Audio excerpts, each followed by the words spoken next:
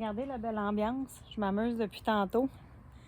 Je promène mes lumières pour faire des tests, voir quel effet ça peut donner. Donc, je vais m'approcher pour voir avec vous. J'aimerais aussi vous montrer, excusez-moi, ça va bouger, j'aimerais ça aussi vous montrer ma pergola près de la maison, l'impact de la lumière, que vous compreniez. Les lumières de maison, quel impact ça pourrait avoir. Ça va être un peu croche parce que j'ai pas un terrain droit. Mais vous voyez l'effet.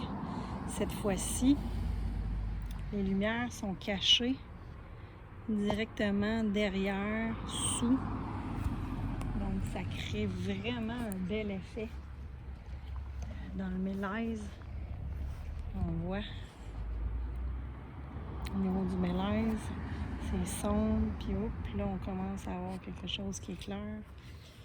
Donc je vous retourne comme ça ici, si je recule. Donc on voit encore plus. Et on a l'impact de la rue.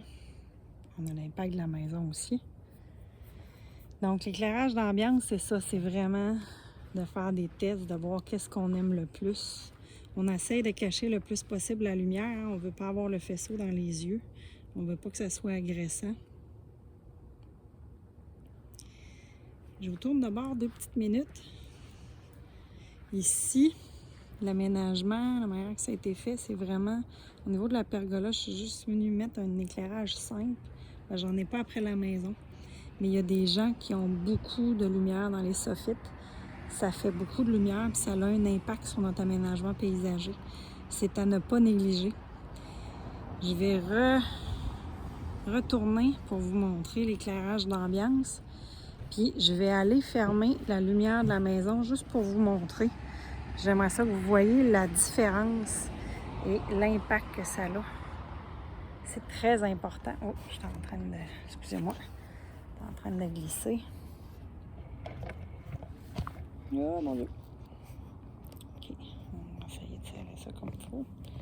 Donc, vous voyez bien l'aménagement. Je vais aller tout simplement éteindre la lumière de la maison juste pour voir l'effet.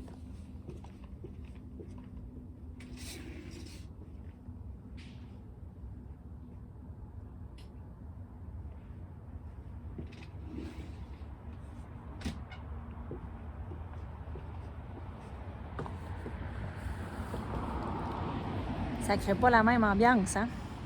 Très, très différent. Donc, c'est important d'en prendre en ligne de compte. Parce que maintenant que l'éclairage de la maison n'est plus là, ça n'a pas du tout le même effet. Pas du tout. Donc, si c'est des lampadaires de rue, il faut en tenir compte.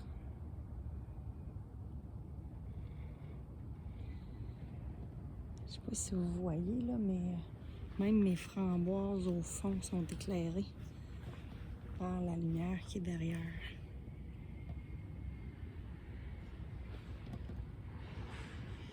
Donc ça, c'était l'éclairage d'un secteur plate-bande et pergola. C'était pour vous montrer une idée. Puis surtout, vous faire penser, quand vous allez commencer à vous amuser au niveau de l'éclairage, de prendre le temps de faire des tests. Prenez-vous à 2, c'est encore plus le fun, c'est plus facile. Changez de temps en temps.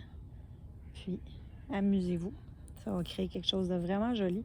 Puis, donnez-vous de la place. Achetez un transfo assez gros pour vous donner de la place pour que vous puissiez vraiment en rajouter au fil du temps, au fil des années que les plantes vont pousser. Donc, vous allez trouver que c'est chargé, donc la lumière ne fait pas assez d'effet. Vous allez en rajouter 1, 2, vous allez changer de style de lumière. C'est ça qui est le fun avec le quick attach, c'est que on fait tout simplement visser dans le fil. Donc, la journée qu'on va vouloir la changer de place, faire un switch, tu connectes ou il n'y a plus de lumière qui va là, tu enlèves le quick attach, tu la changes de place. Évidemment, l'idée, c'est pas de faire des trous dans le fil à tous les pouces, puis changer ça à tous les 5 minutes. Mais on peut s'imaginer qu'au bout de 5-10 ans, il y a quelque chose qui se passe, puis qu'on ait le goût de déménager. Ça, c'est possible. Puis c'est une possibilité qui est disponible avec le InLight. Donc, voilà.